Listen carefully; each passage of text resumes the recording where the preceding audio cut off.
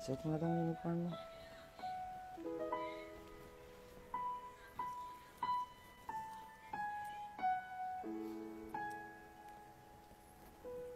Wait lang Bon ha. Hingi lang ako kay Tito ng baon.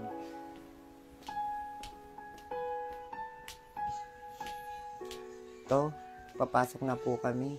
Baka pwede pong makahingi ng baon. Sige, wait lang. Hingi lang ako sa tita nyo. Sige po.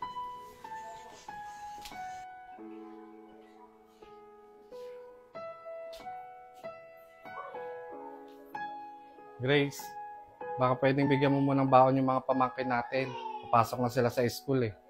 Hay nako, ano ba naman yan? Wala na ang pera eh. Oh,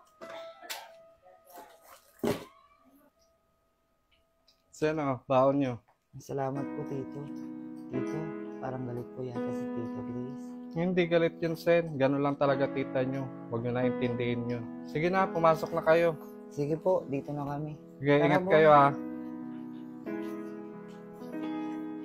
Tita Grace, dito na po kami.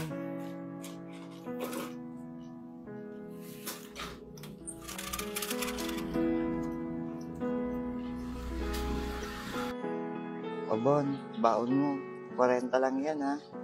Tipirin mo na lang yan ha. Kasama na yung pamasahin natin dyan mamaya. Saka, mag-aral ka ng mabuti ha. Alam mo naman na mawala na tayong mga magulang. Saka, sila Tita Grace na nagpapaaral sa atin para masuklian man lang natin yung kabaitan nila sa atin.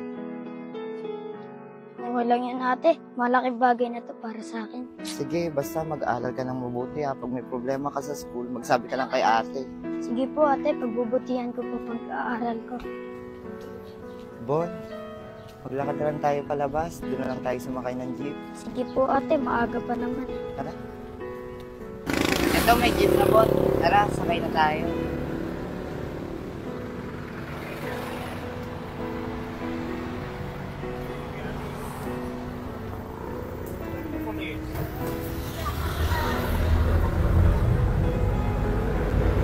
Itatawid lang kita Bon ha.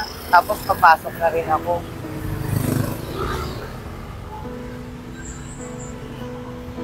Sige na Bon, pumasok ka na. Hintayin mo na lang si ate mamaya pag uwian ha. Huwag kang lalabas ng kita.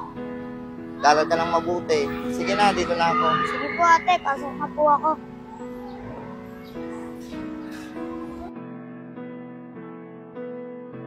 Sana, hinintay ako ni Bonbon.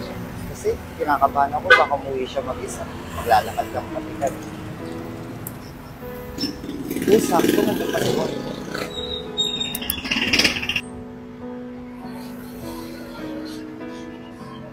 Bon, tara na, uwi na tayo.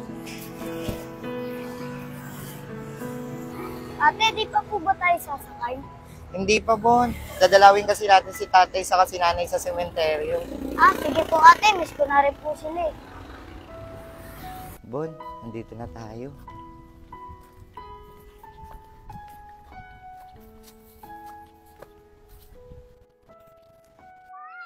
Kamusta na kayo dyan, Nay? Tay, huwag po kayong mag-alala sa aming dalawa ni Bonbon. Nag-aaral po kami ng mabuti.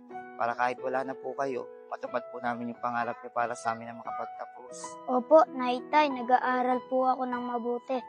Di ba? Nag-aaral po si Bonbon ng maayos, Nay, kaya huwag niyo na po kaming isipin. Alam naman po namin na lagi kayo nandyan para sa amin.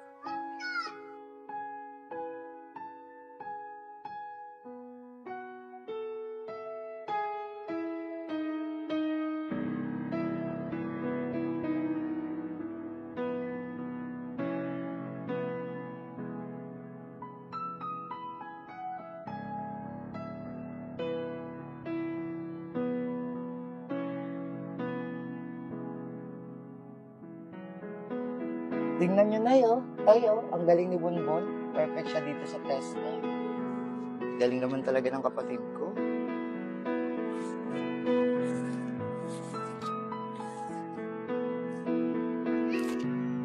Ito pa na yun, tayo. Ang galing ni Bonbon. Perfect na naman yung quiz niya.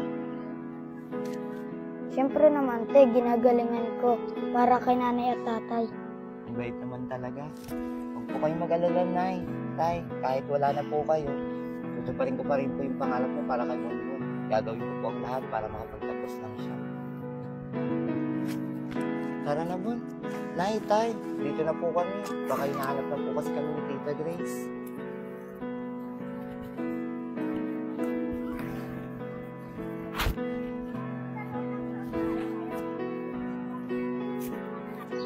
Mabuti na lang, Bon. May sobra tayong baon. Nakadalaw tayo kanila nanay at tatay.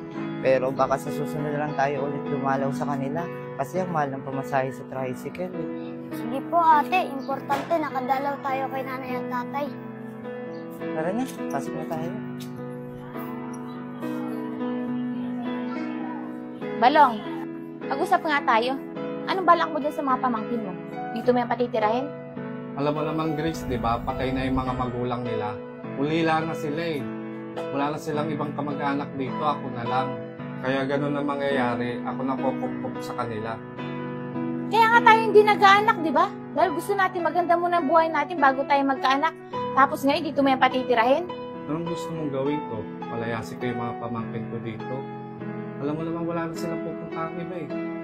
Ganun naman pala eh. E di mamili ka. Ako o yung mga pamangkin mo. Pag pinili mo yung mga pamangkin mo, ako nga alis dito. Bahala ka sa buhay mo.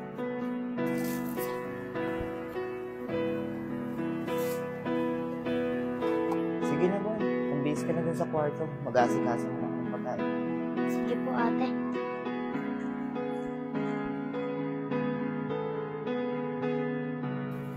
Tara na, Bon. Pasok na tayo. Hihingi lang din muna ako ng baon natin kay Tita Grace. Ha?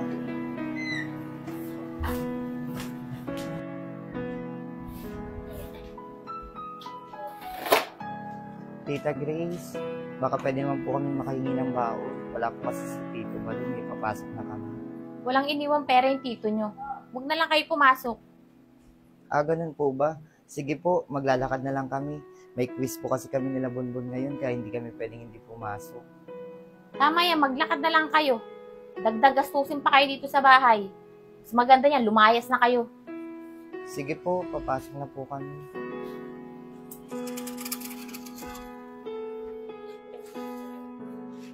Ano, Bon? Kaya mo ba maglakad papunta sa school? Malayo yun, wala tayong baon. Opo ate, kaya ko po. Basta makapasok po tayo sa eskwelahan. Bait naman talaga ng kapatid ko.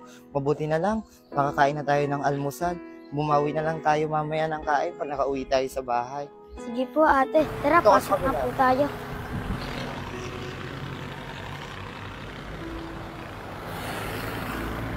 BMW Sports Car. Hintayin mo na lang ako mamaya pag uwian nyo na ha, kasi mauuna yung labasan nyo eh. Abot na. Sige po ate.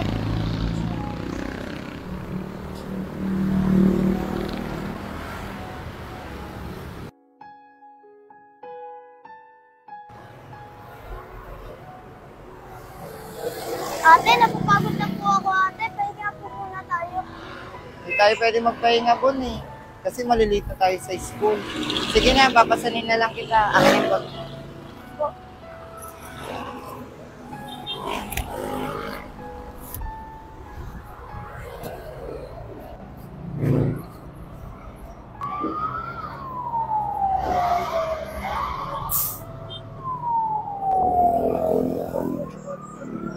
Pahinga lang muna tayo Bon ha. Sige po ate. Pagod na kasi si ate. Ate, marami pong salamat ha. Lagi ka nandyan para sa akin. Ay, ano ka ba naman Bon? Wala yun para yung sa pangarap natin. Tara na nga, malilate na tayo.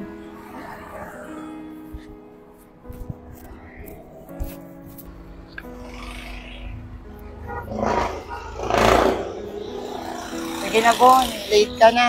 Hintayin mo na lang ulit si ate mamaya ha. Sige po ate, pasok na po ako.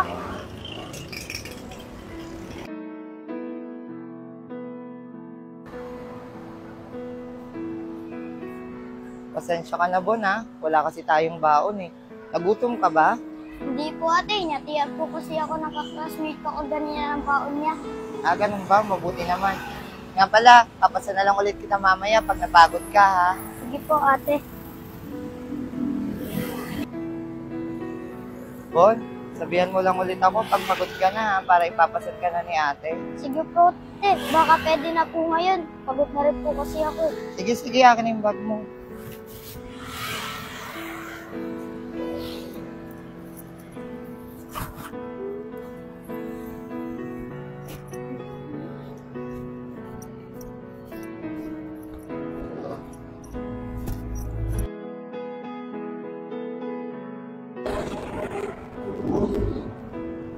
Bon, pahinga muna tayo. Pagod na si ate. Sige po ate, upo muna tayo dito.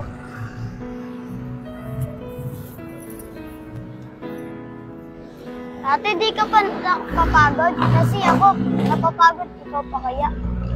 Ano ka ba ng Bon? Siyempre napapagod din ako. Ang iniisip ko na lang, yung ginagawa ko, para kay nanay, saka kay tatay, saka para rin naman yung sa'yo eh. Ate, maraming salamat po. Kahit pagod ka, pinapasan niyo pa rin ako para makauwi na tayo. Ano ka ba naman, Bon? Wala yun. Ang importante, nakapasok tayo, saka makakauwi tayo ng maayos. Tara, Bon, uwi na tayo. Ipapasa na kita ulit. Wag na po ate. Maglalakad na lang po ako. Nakapagpahinga na rin naman po ako. Sige, tara. Ako na lang magdadala ng bag mo.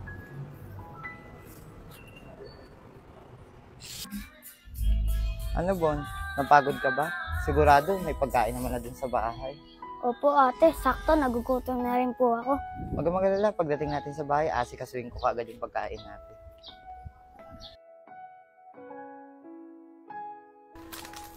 Natupi ko na pala yung mga damit natin, Bon. Mabuti na lang. Nandiyan pa si Tito Balong. Meron pa tayong matitirahan. Nga pala, Bon. Nagawa mo na ba yung assignment mo? Opo ate, tapos na po. Mabuti naman, Bon. Sen, Oh, Tito. pwede Bakit ba po? kita makausap? Sige po. Bon, dun ka muna sa sala. Mag-uusap muna kami ni Tito Balong. Bakit po, Tito? Sen, pasensya na nga pala kayo ah. Nagtatalo kasi kami ng tita mo eh. Baka pwede, doon na lang muna kayo sa apartment namin. Eh, bakante naman dun eh. Pero hayaan mo, hindi ko kayo papabayaan. Pag may kailangan kayo, puntahan nyo lang ako dito. Ganun po ba, Tito? Okay lang po. Saka, naiintindihan ko naman po si Tito eh. Saka, nakikita ko naman po sa kanya na masama yung loob nun, nandito kami. Hayaan mo, may mga gamit na rin naman dun eh. Tsaka, ihatid ko rin naman kayo bukas eh. Pati tungkol dun sa pag-aaral nyo, tutulungan ko pa rin naman kayo eh. Ganun po ba? Sige po, Tito. Iayos ko na lang din po yung mga gamit namin ni Bonbon para bukas naka-ready na po yung mga gamit namin. Sige, pasensya ka na talaga, Aisen ha. Okay lang po yun, Tito. Naintindihan ko naman po kayo. Okay lang ba sa'yo, Bon? Na mangangalakal lang tayo? Okay lang naman ate. Dito po tayo mangalakal sa ilalim ng tulay. Kasi nung pumapasok po tayo, may nakikita po akong kalakal dito. Sige, dito na lang tayo mangalakal, Bon. Mukhang maraming kalakal na dito sa tulay. Teka, Bon. Wala ka ba naririnig? Parang naririnig akong iyak ng bata. Oo nga, Bon. Bata nga. Tara, puntahan natin. Tara po.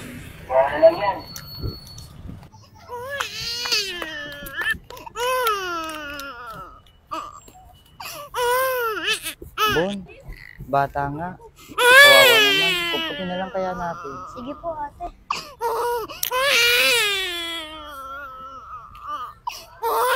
Kawawa naman yung bata.